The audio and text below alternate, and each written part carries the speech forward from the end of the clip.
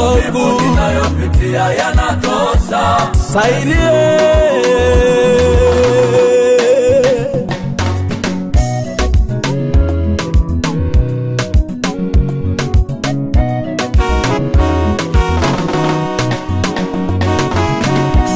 Uliwakumbuka Paulo na Sila gerezani walipokuwa wamefungwa minyororo, Danieli kwenye tundu la simba.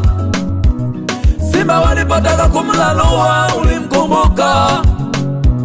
Bartholomayo yule kipofu tangu kuzaliwa ulimkumbuka, uzeeni akaona.